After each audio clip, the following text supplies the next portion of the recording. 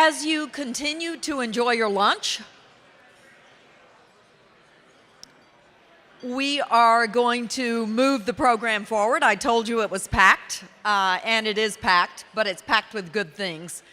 And so if you will take your seats, those of you who are still getting your lunch in the next room, hello, hello, if you will come on in, and those of you in the room will take a seat, we'll get started.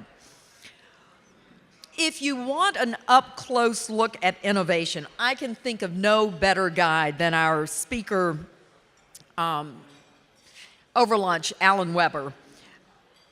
Early in his career, he was part of a team at Portland City Hall that was responsible for remaking that city and starting it on its journey that we all celebrate today.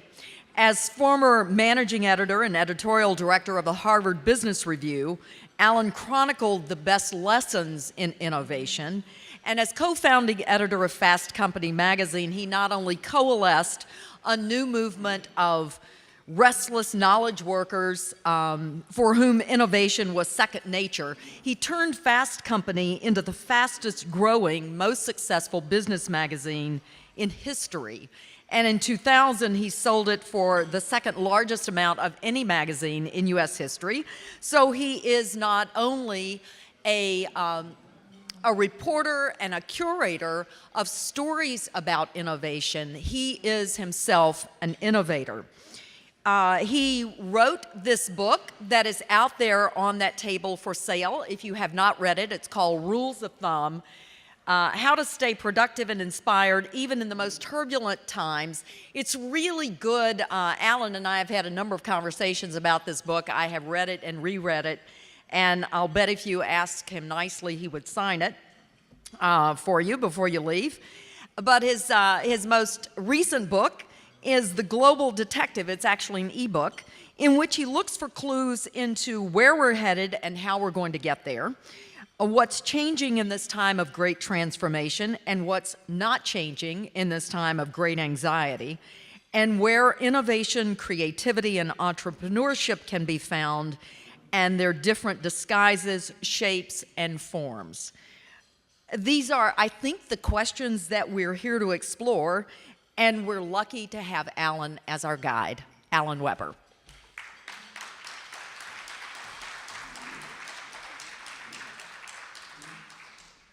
Thank you, Carol.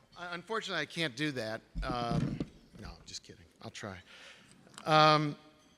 It's really a delight for me to be here and to be part of this conversation about cities. Like Thomas, I'm a huge fan of cities and a student of how cities work. Unfortunately, I was afraid before this invitation came that my urban activist card had been revoked for non-use, because I haven't actually been in the game for a while on a formal basis. My card was issued to me, as Carol said, back in the early 1970s when I graduated from a liberal arts college on the East Coast and got in my car and drove to Portland, Oregon. And I arrived there completely ignorant about what cities do, how they work, how they could work.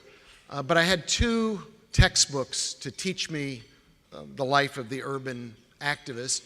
The first was Jane Jacobs' The Death and Life of Great American Cities, and the second was Robert Caro's book on Robert Moses, which I suppose was just about the death or near death of great American cities. But I got to Portland around 1971, 72, when that city was at a real crossroads. It was at a moment of inflection, as Andy Grove talks about in his life at Intel, where the city could have gone one of two different ways.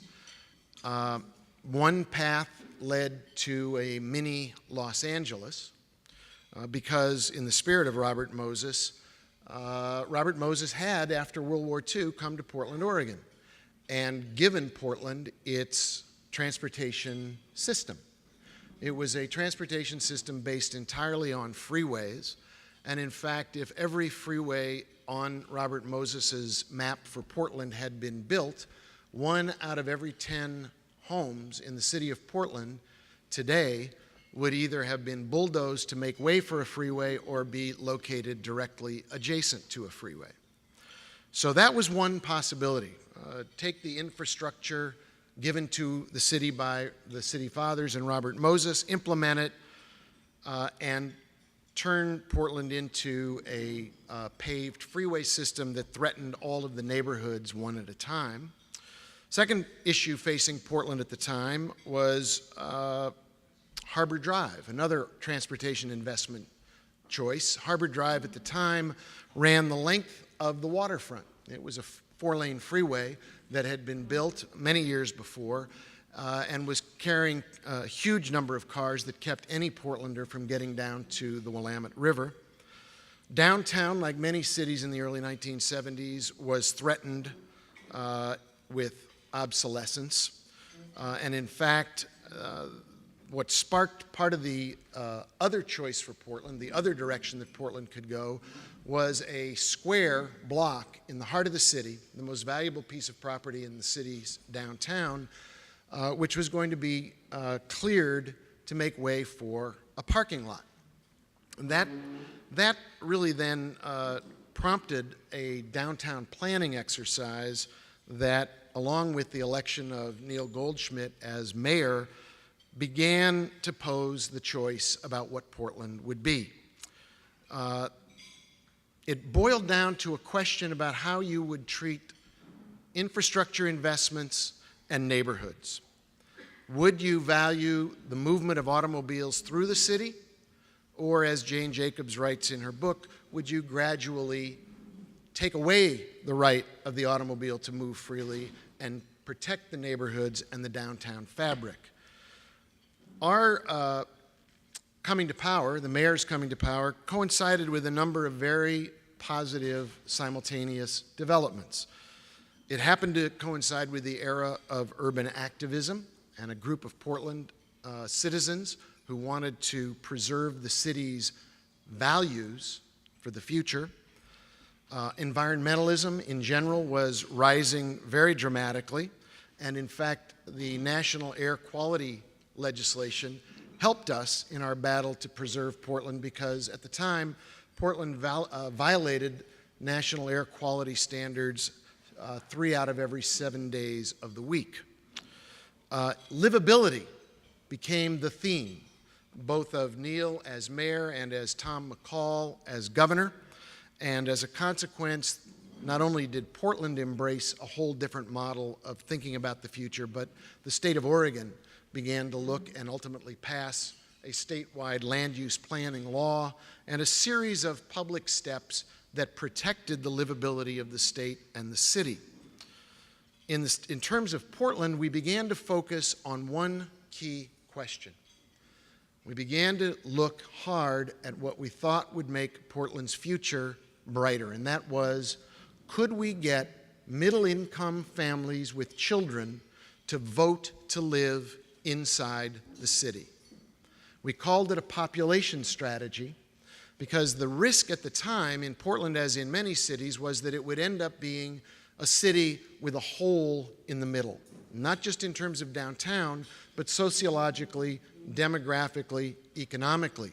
We would have a population of very needy older people and a population of very transient younger people, and not enough people in the middle who owned homes, raised their children, supported the schools, acted as Cub Scout, Girl Scout leaders, and were willing to contribute to the social fabric of the city. So our strategy in the mayor's office was very much designed to weave together the components of transportation, economic development, housing, protecting the neighborhoods, improving downtown Portland's viability, and creating an environment so that people would vote with their feet, not to leave the city, but to stay and to improve the city's livability.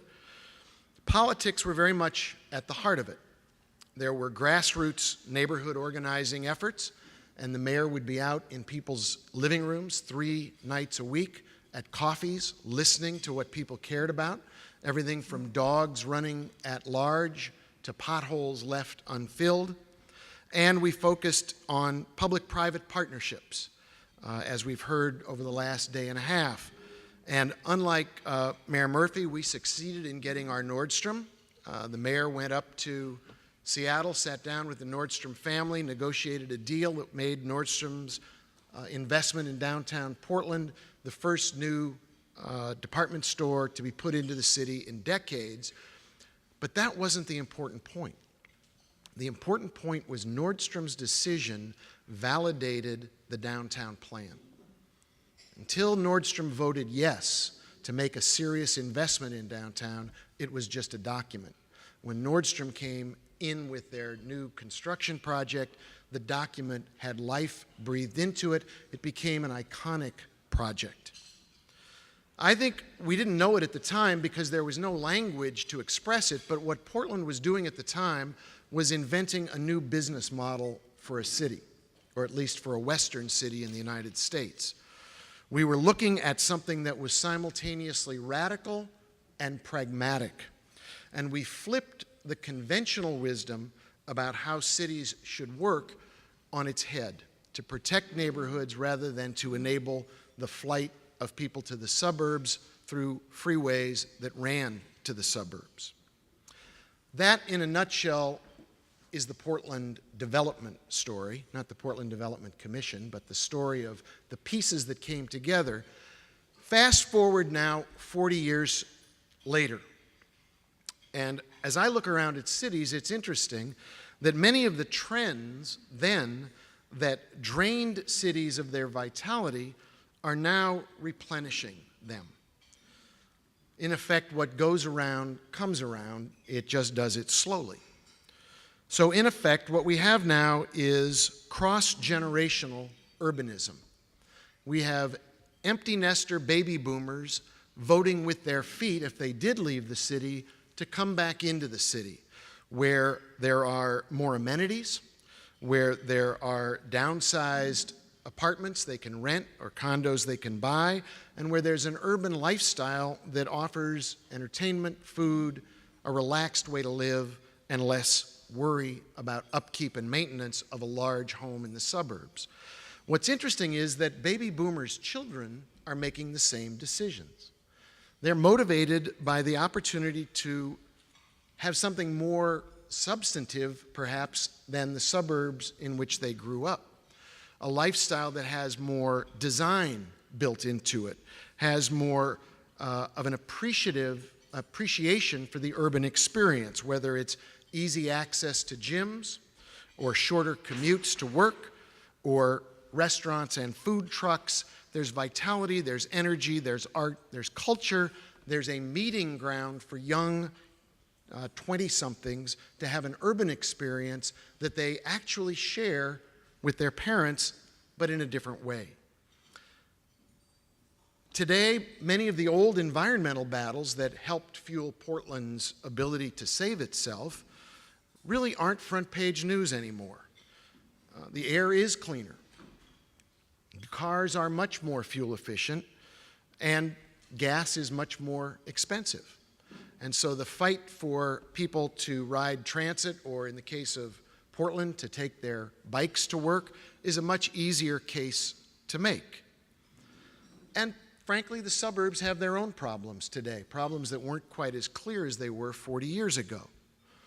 So what we're and on top of that, I would say, for the architects in the room, as a father of an architect and husband of an architect, we're seeing a new generation of architects who want to build buildings in cities that are remarkable buildings with the capacity to make a difference in branding the city and bringing vitality, energy, and differentiation to the urban environment.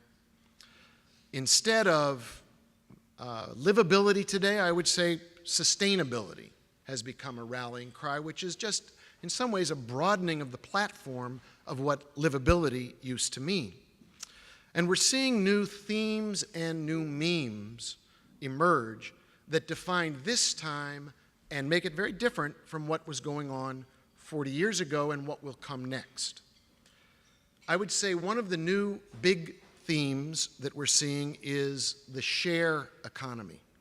It's been featured in newspapers, magazines, all across the web. Essentially, it boils down to a pure economic, environmental argument for sharing over owning. And my friend Lisa Gansky has written a terrific book called The Mesh. If you haven't read it, I recommend it, about all the ways in which people can share rather than buy what is most interesting or valuable to them.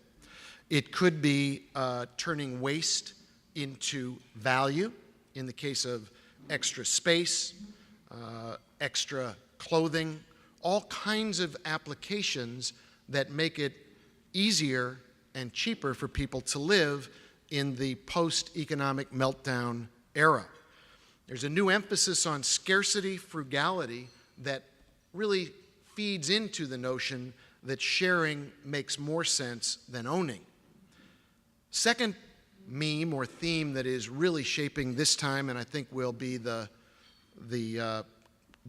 of the defining elements as we go forward, was mentioned earlier. It's a new emphasis on entrepreneurship, or a renewed emphasis on entrepreneurship, but not just entrepreneurship as a business.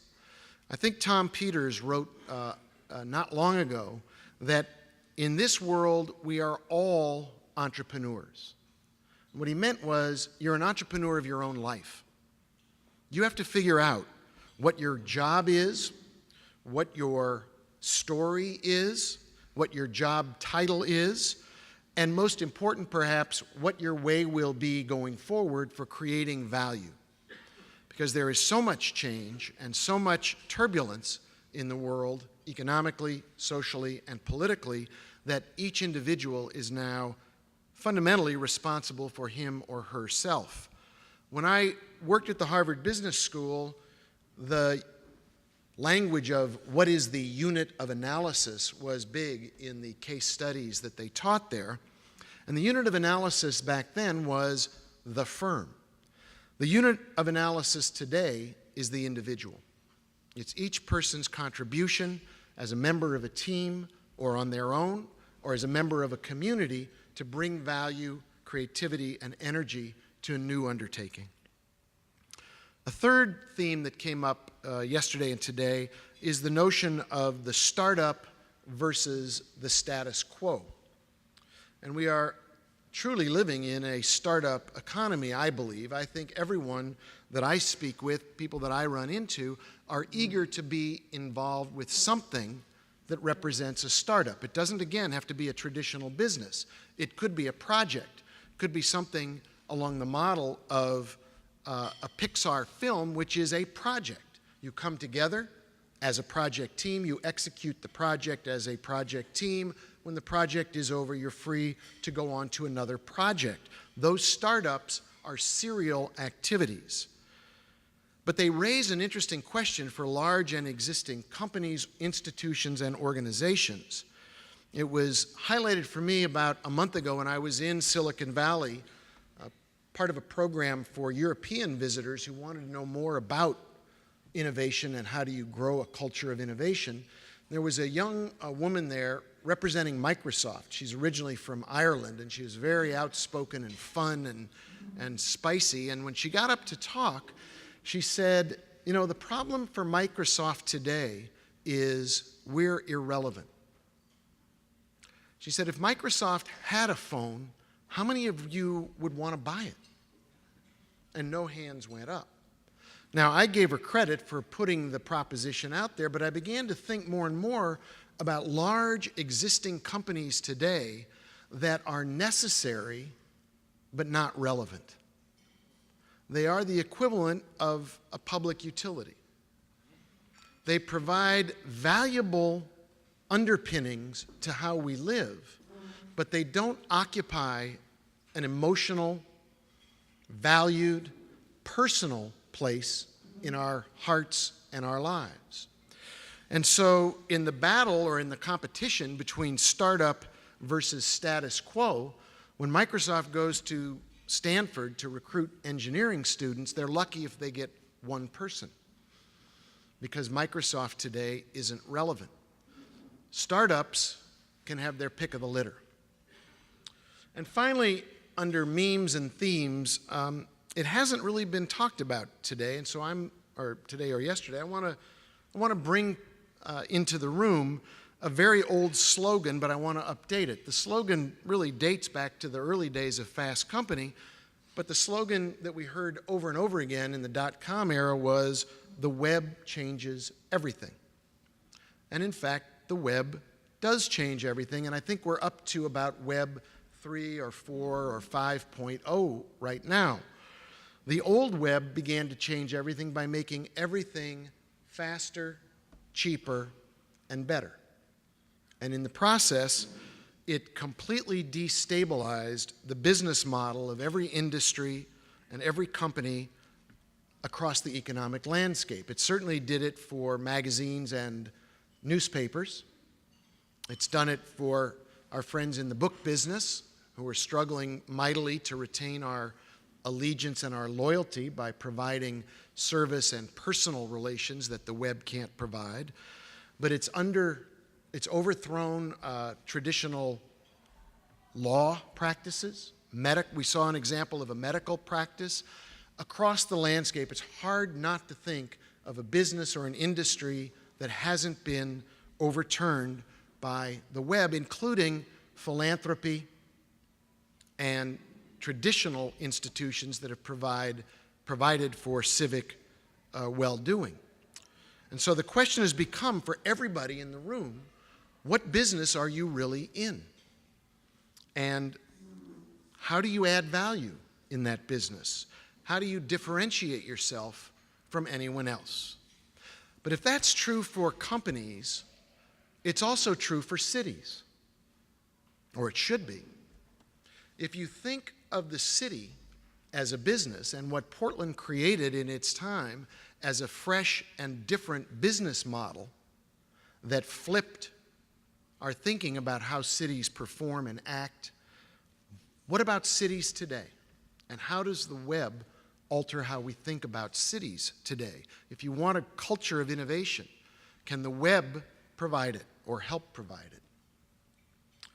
The model today was, I believe, the terminology was coined by Tim O'Reilly and then picked up by my friend Lisa Gansky. It's the notion of thinking of the city as a platform. Think of the city as a platform. There are places where this is being tried right now. Rachel Stern in New York City is the Chief Digital Officer for New York. And New York City, under Mayor Bloomberg, is becoming a place where all of the city is a platform for people to participate and grow and entrepreneur their own activities into the future. Palo Alto has decided it wants to be a city as a platform city. In Boston, there is an organization spawned by Mayor Menino called the New Urban Mechanics, with the idea that we are all mechanics to help tune up the city. San Francisco has efforts in this direction. The mayor of Copenhagen has decided that he wants Copenhagen to be the meshiest city in the world by creating apps that will allow people to share rather than own everything from bicycles to apartments. Why would thinking of the city as a platform spawn creativity and innovation? Well, think about it this way. The biggest flip in technology that's happened in the last few years was the answer to the question that was posed in the 1990s, where will we see a technological convergence? The battle in the 90s was, we all know we've got too many machines. Someplace there will be an agreement on where the digital revolution will converge. Will it be on your TV set? Will it be on your laptop or desktop? Will it be on your phone? Well, I believe the votes are in and the phone has won. What we carry in our pockets today in the form of these remarkable little phones, these smartphones, are things that not only let you send a phone call, but also let you listen to music, create or watch video. use your phone as a GPS navigator, connect it with APIs to other people's platforms, let you play games, and more.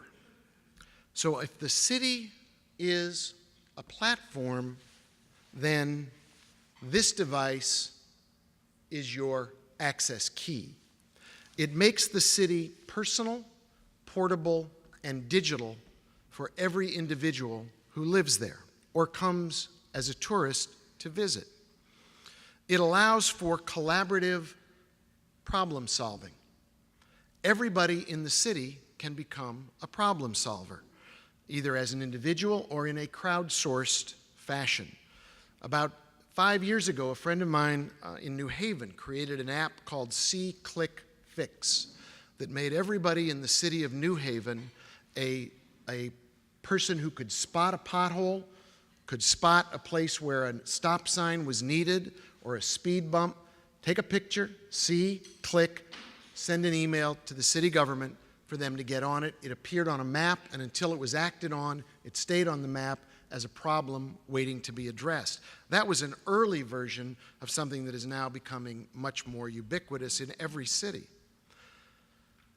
Cities like New York and others are opening up their data sets. Currently, New York has about 300 data sets that they've opened up for hackers to come into city space, and they hold hackathons where they offer prize money to hackers who can take the data sets that the city has made available and produce new solutions that those hackers find important to them as individuals or as members of a community.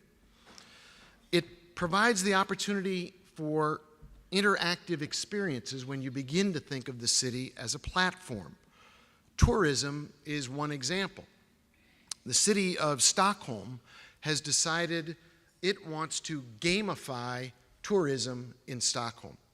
And a friend of mine is currently under contract to write an app that tourists can download when they arrive at the airport, and it leads them on a series of game experiences for which they win points or get dollars off of certain things they do, and in the process they're competing against other tourists, but they're competing with themselves, and they're experiencing the city as if it were a game.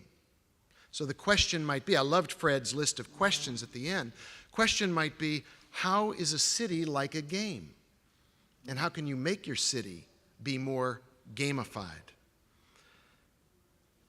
The city as an app leads to greater efficiency, and that's really what the sharing movement is all about.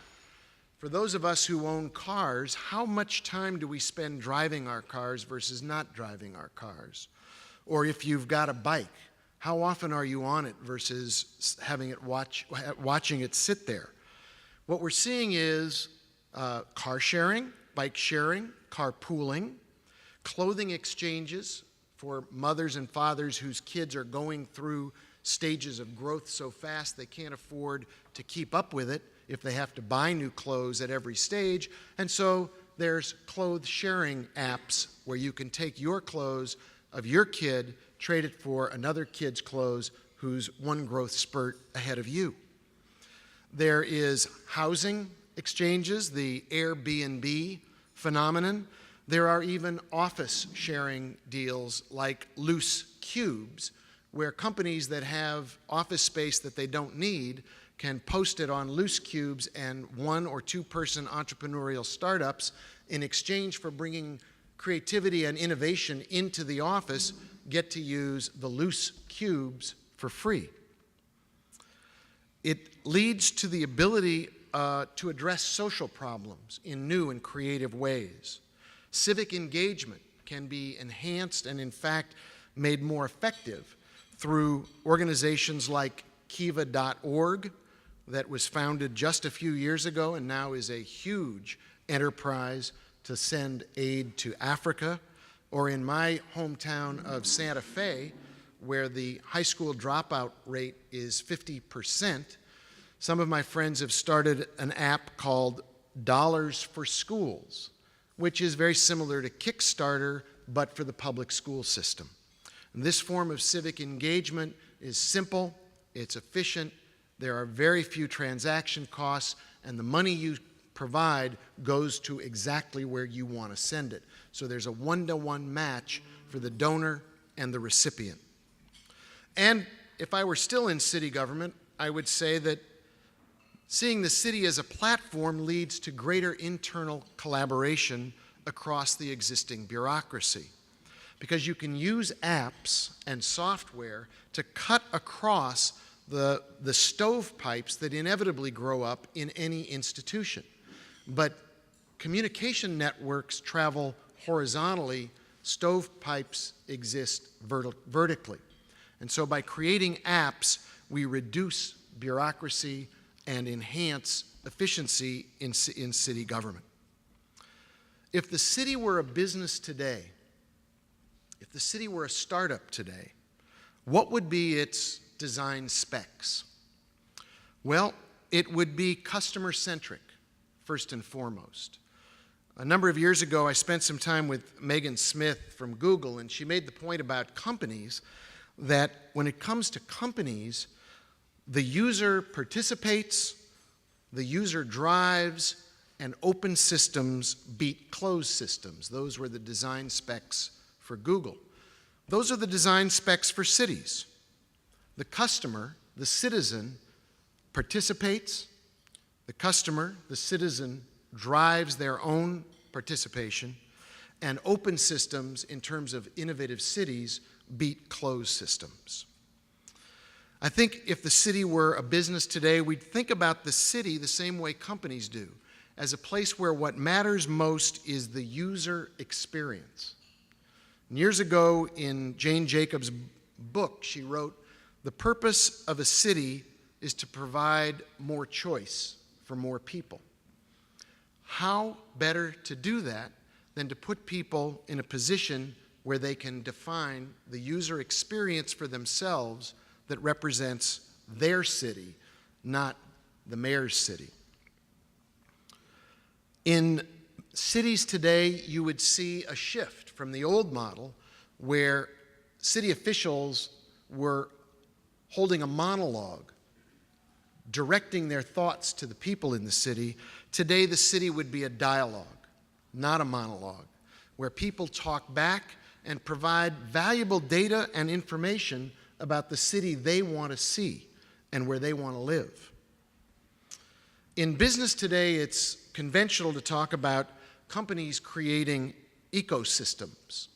Apple being a classic example, Google, Nike, they all create an ecosystem of products with the customer in the middle of the circle, choosing where in the ecosystem they want to plug in. Cities don't even have to think that way because they are ecosystems by definition. But they aren't mapped that way in the government. They're mapped instead by departments that define specific functions rather than points where people can plug into the city and define their own experience. Now, a couple of memes have been running around the conference, and I've been listening. One is Portland, so I did my Portland meme. Now I'll give you my Steve Jobs meme. The one and only time I met Steve Jobs was when I was working for the Harvard Business Review. And we had published an article, I believe it was around 1989, called The Computerless Computer Company. It's written by Andy Rappaport and Shmuel Halevi. And the argument that they made in that article was that companies that are in the computer business shouldn't make computers, they should make computing. So I was in Palo Alto giving a talk, and I was done, and this guy came up to me in a black turtleneck and jeans and said, "I'm Steve Jobs, and I really loved that article about the computerless computing company, computer company, because what it said is profoundly right. Verbs beat nouns." Verbs beat nouns. Computers are nouns. Computing, it's kind of a verb. It's a gerund or something, you know. But the point is, and what he built all the rest of Apple around, was verbs, was doing, not having, was enabling rather than holding.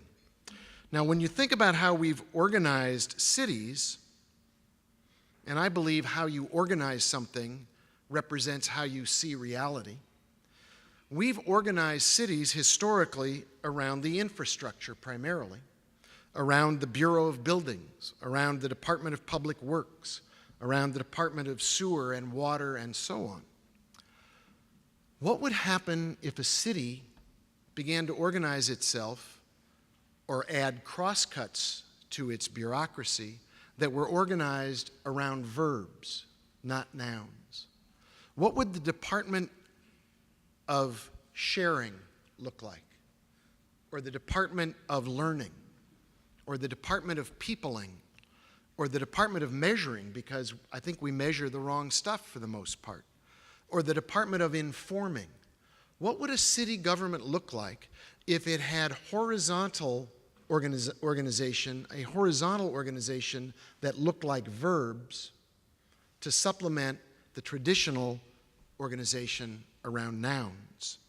What if we began to think about a city where we moved from hardware to software, and from infrastructure to apps, from public-private partnership to public-personal partnerships, where each individual can form a partnership with the city by defining through apps and other technological possibilities the city experience they want to have? What if we shifted from political organizing to interactive participation? Today, I think if I still worked in Portland, the population strategy would still exist, but it would look very different. I don't think we'd be looking for middle-income families with children, because I think we won that fight, and I think those people live there today, and they made Portland what it has become. But where Portland might think hard about a population strategy for the future would focus on urban entrepreneurs, on techies, on app creators, on social media mavens who can create these crosscuts that allow people to define the experience that makes a city not only more livable and sustainable, but more innovative going forward. Now, I said I loved Fred's questions. I have a few questions I think that might be worth talking about after the conference is over when you go home. Question number one is, what's a neighborhood today? Now, in the old days, we all knew what a neighborhood was. It was a geographic area that showed up on a map.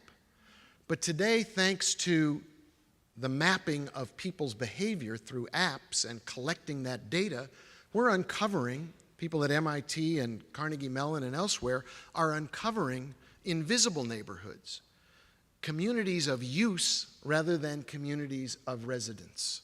Where do interesting people go to get together, whatever their tribe happens to be? Mapping those invisible neighborhoods offers cities a whole different model for thinking about how to provide services and opportunities for people to have even more enhanced experiences. What is a public space?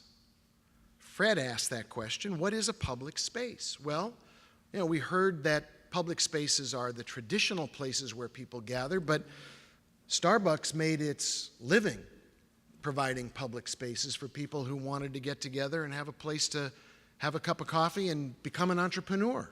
So is Starbucks in the business of providing public spaces?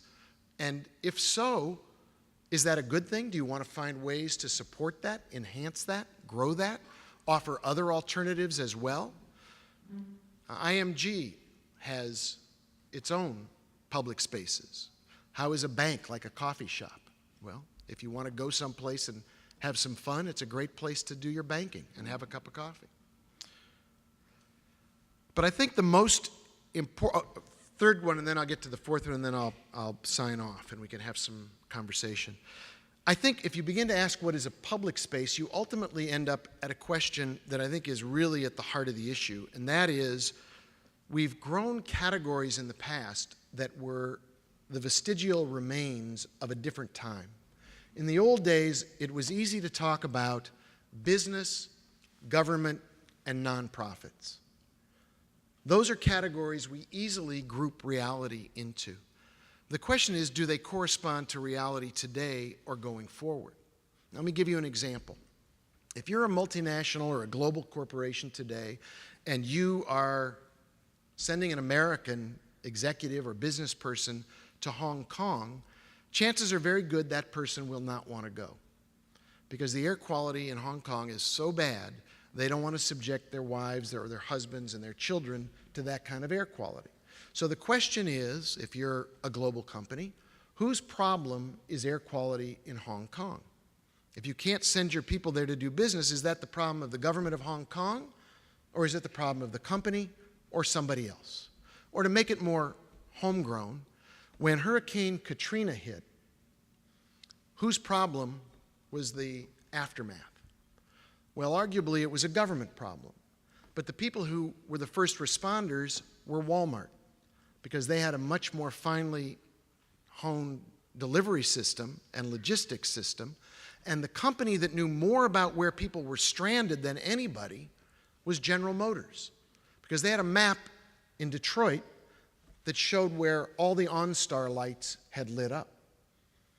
Those are government problems, private sector problems, and if you're a great and old philanthropy, today your existence is threatened by new web-enabled direct action. So what business are you in if you're a philanthropy if you have to act more business-like instead of simply worrying about doing the public good? These categories are blurring. They're changing, and they need to be redefined by people who want to be innovative and see that the categories that we've created don't let us solve real problems. And the fourth question, I think, for cities that want to be innovative is, what's the point of the exercise? What's the point of the exercise? You know, the first issue of Fast Company magazine, we had an article called Business as War. It was an essay written by a former Harvard Business School professor who taught strategy and loved Army and military strategy as a metaphor for understanding how business strategy should work. And he asked a very profound question. He said, how did the United States manage to win every battle in the Vietnam War and lose the war? And he said the answer is very simple. We didn't have a definition of victory. And if you don't have a definition of victory, it's very hard to know why you're there, how many resources to commit, how to rally people to support your effort, and when you've won, even when you've won. Now, most cities and most companies don't ask that question, but it's something that a city that wants to be innovative ought to focus on in the beginning. What's your definition of victory? For Portland, we were very clear. The definition of victory was middle-income families with children, because in 1971, that was where we were feeling the pain. 40 years later, what's the definition of victory for your city? Is it more? Is it bigger? Most cities don't know. Most cities don't ask.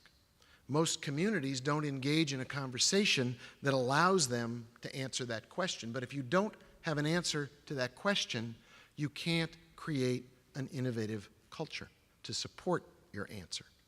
A number of years ago, Alvin Toffler said, the illiterate of the 21st century will not be those who cannot read and write, but those who cannot learn, unlearn, and relearn. I think for a culture of innovation, the task for people who love cities is the task of unlearning and then learning to think differently, and that may in fact be the hardest task of all. Thank you very much.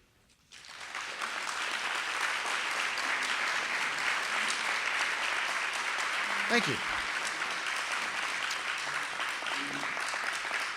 Thank you. So I said I believed in dialogue and not monologue, and then I conducted a monologue. So do as I say, not as I do. But I'd be happy to have a conversation with anybody who wants to talk about what's on their mind. or if it's all patently clear and you already knew all that, we can sit down and finish lunch. Carol, I've never seen you before. Who is this woman? That is a little unfair, but I do want to ask you a question. I was noting in the Matt Taibbi piece that in Rolling Stone last week, he was commenting in many ways on the earlier Atlantic Monthly piece on the global elite, people who are finding themselves untethered to place, right. More tethered to each other and a particular lifestyle that is placeless, and thinking about the movement of money, et cetera. Today, how would you, if you were back at City Hall in Portland today, how would you be thinking about adapting Portland to this emergence of the global elite and thinking about the best and brightest and how you tie them more tightly to a place? Wow, that came out of left field. The global elite and Portland, Oregon. Thomas lives there. There aren't a lot of global elite in Portland, Oregon. It's a pretty down-to-earth place, and I think that's. I can't duck the question that way. It's interesting. This issue about getting people to connect to where they work, where they live. I think it becomes a question for urban leaders to create an opportunity for people who are in positions of urban leadership to create distinctive and different reasons for people to live there, someplace that they own. There's a lot of homogenization going on in the world and in cities. Places all tend to look like airports, and airports all tend to look alike. And I think what makes Portland Portland is it doesn't look like any other place, and it is an intentional place. When I moved to Portland, Oregon, I had to want to be there to be there. You don't end up there by accident. The old joke is that on the Oregon Trail there was a fork in the road, and on one fork it said Oregon, and at the other fork there was a lump of gold. And the joke is if you could read, you went to Oregon. If you couldn't, you went to California. That's an Oregonian joke. Only ducks and beavers will think that's funny. But anyway. But the point is that, cities, if you want to attract, never mind the global elite, let's talk about attracting people who can contribute to your city and make a difference. How do you do that? You do it by being uniquely you. You do it by being exactly what you are. It's the same as corporate culture, it's urban culture. It's finding those things that make your city very particular. Whether it's the climate, a culture of arts, as is the case in Santa Fe, a culture of sophistication, or a culture of education in Boston. What you have are the building blocks of your strategy for differentiation. And it is very much what Fred was talking about, the IDEO methodology. Go see who you really are and start from that. Once you know who you really are, then find ways to grow it and leverage it and make it even more attractive. And I think when you become that, you become unique and very, very distinctive. If there's not any other questions, I have an answer to the question about homelessness that came up earlier. Yeah. I'm Gene Grant. I work in Portland. I live in Happy Valley. I'm the former mayor of Happy Valley, Oregon. No kidding. Yeah. Great to see you. Yeah, nice to be here. I wanted to ask you about kind of the suburban-urban divide relative to Portland. I know you're a big fan of Portland, but the job growth and the innovation in the Portland area has really been predominantly in Hillsborough and Washington County. Right. And of course now that's the really rapid job growth right now is there. They're Yep. building a new fab. Yep. If the current trends continue for another 10 to 15 years, Hillsborough will succeed in becoming the job center of Oregon. They'll actually, Portland, the central business district of Portland has been relatively stagnant from the standpoint of economic development for 30 to 40 years. And so, you know, that's kind of the other side of it. When you talk about what is the vision for Portland, does Portland really want to become a, you know, keep Portland weird and, you know, we have a great lifestyle here and it's a fun place to live, but all the jobs have gone out to the suburbs. Yeah. And, you know, there's a huge reverse commute now out of the Pearl District to Hillsborough. Yeah. You know, I think there's a problem that we really need to think about. I think, well, I totally agree that what's happened in Portland, and I don't live there now, and I confess I'm not consulted regularly by city officials, but I think what happened with Portland is very much a problem with all great ideas. And it's why you need a culture of innovation, not a one-off. I think Portland got it right 40 years ago. It took about 10 years to put it all in place to get the pieces to work, and you can't live off those retained earnings for the rest of your life. So we need Portland 2.0 and 3.0 and 4.0.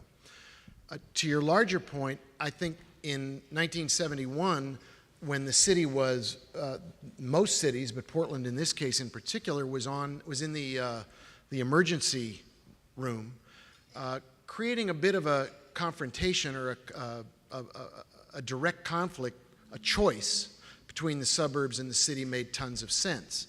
Today it makes no sense whatsoever, and things like having a healthy regional government and a regional transportation plan where the transit reaches where the suburbs are in place makes sense. Now, it in part makes sense because Oregon has statewide land use planning.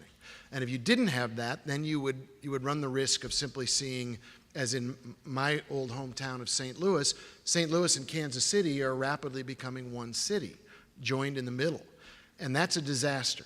You cannot provide the infrastructure and the services for that. So I think if you were to update the Portland story, you would say the old conflict doesn't make any sense. What we need to have now is an integrated vision for what the region looks like, and your success and Portland's success are very much interdependent. Yes, one more. Hi, Tara LeMay from San Francisco. I'm a 6-time tech entrepreneur and current CEO of 2 companies in the city, so it's been an interesting conversation for me. I have a comment and then a question. The comment is, I think it's important to be careful when we use the term user, because it took me 3 years in my current company to stamp that word out and call people people again, whether it's in legal documents or in other places. And I almost get concerned when we talk about cities, if we ever call people users, we might miss citizenry. So I just a side comment for those of us who are nerds who like that term. Duly noted. Speak English, not business speak. But the second comment is a little bit about your Portland comments in the earlier panel. As someone who hires a lot of people in San Francisco and purposefully there because we work on creative parts of the business, it's very, very hard for me to hire mid-career people or people who have families. It's virtually impossible. I cannot get them. I can either get H-1B visa people I bring in, I can get young people, and I can almost get retirees if there were any in San Francisco. And a lot of it comes back to schools. Yes. A lot of it comes back to that cost of education is so high if they have to go to private school that I can't afford to have them.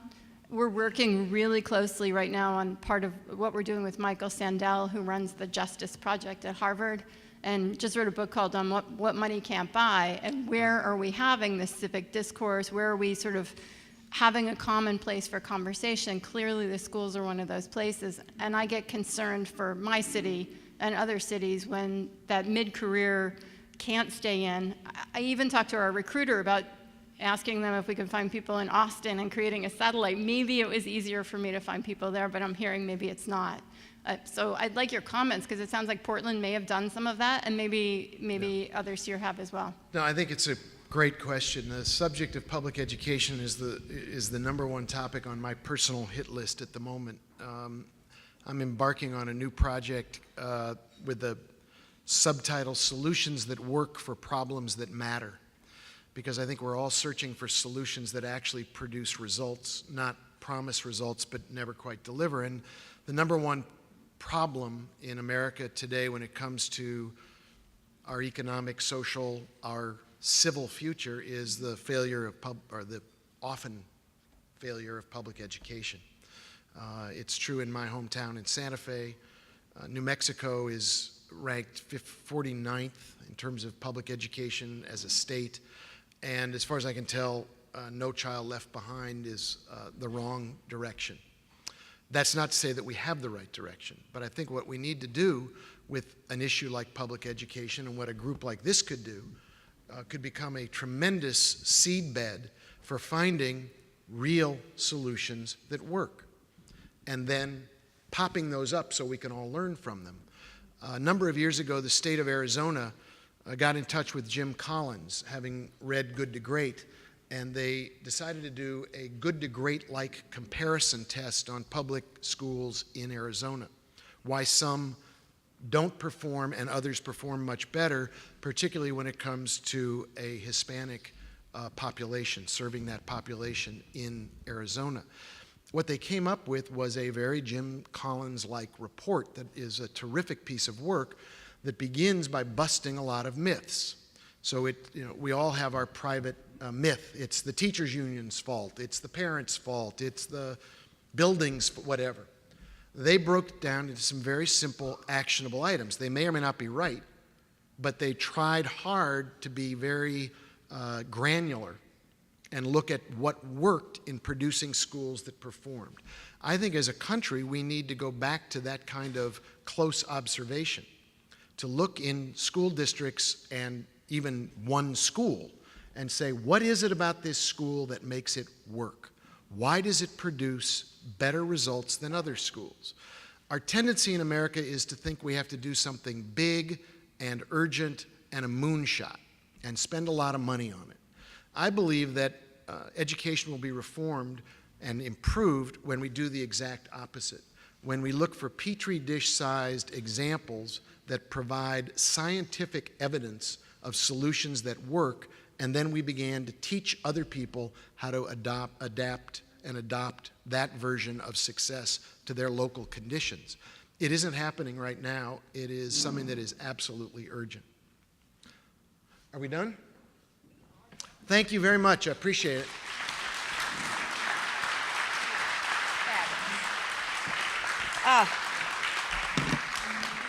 Alan is always so good. I can think, Alan, of about 4 other groups I'd like to get you in front of right away, including one I'm very close to.